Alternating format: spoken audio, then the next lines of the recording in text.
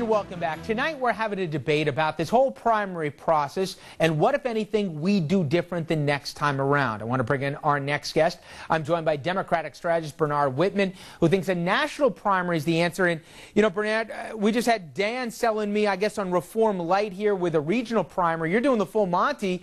When will we do this national primary? Give me a date here that you'd want all 50 states to weigh in. Well, I mean, I think that we need to have a very serious discussion because it's quite clear, at least on the Democrat side, that the current process that we have is a complete mess. It's unrepresentative, it's undemocratic, it's minimally participatory.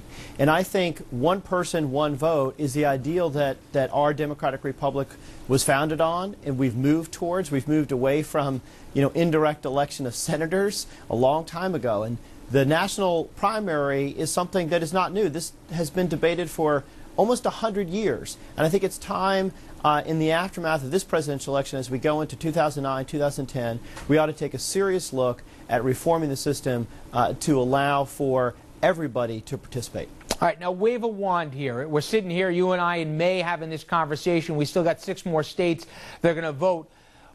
If it's 2012 and you get your way, would we have already decided on a nominee for Democrats? When would this national primary be? What's the date you have in mind? Well, I would say on or about May Day. Let's say the first Tuesday in May. Why do I pick that date?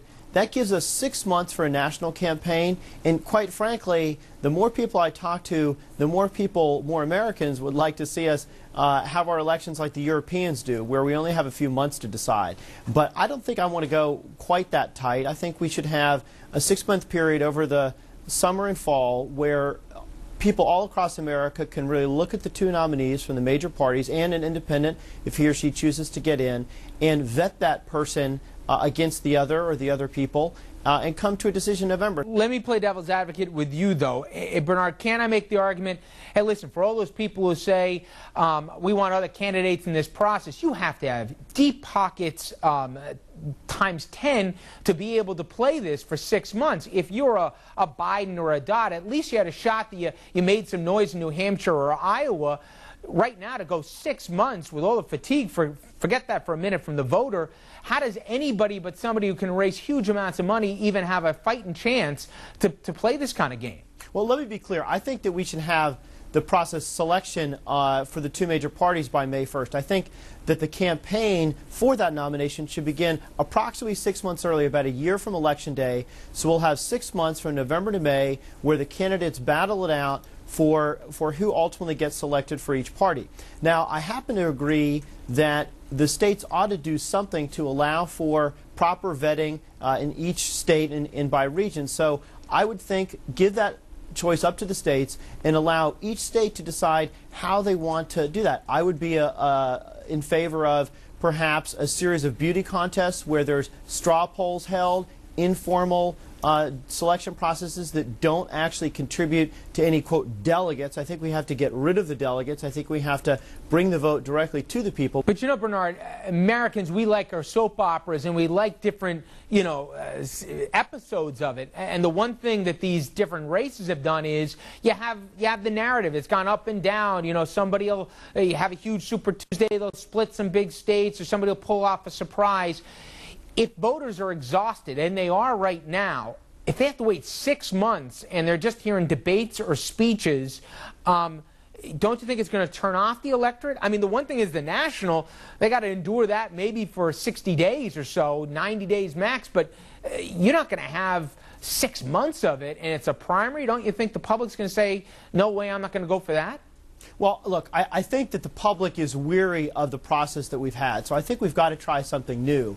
And obviously there's going to be an ebb and flow to a national primary process just like there is in the current system. But I think what we have now, where you have 2 states, very important states, but that are completely unrepresentative of most of the American electorate in New Hampshire and Iowa, weighing in at the beginning completely distorts the process. And then we went through a series of reforms this time around where we moved up the primaries and the caucuses so that we could try to compress the process and in the selection earlier. In fact, what we've done is seen that in this particular case, drag the process out, and ultimately neither Obama nor Clinton has enough pledged delegates. Real quickly, you like winner take all or you like proportional?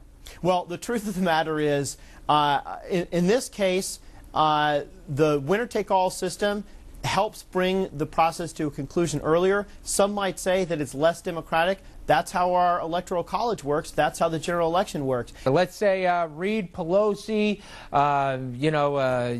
Howard Dean or his successor, whoever it may be, they all come over to the Whitman house. You convince them, they say we're going to do it. Now here comes the question.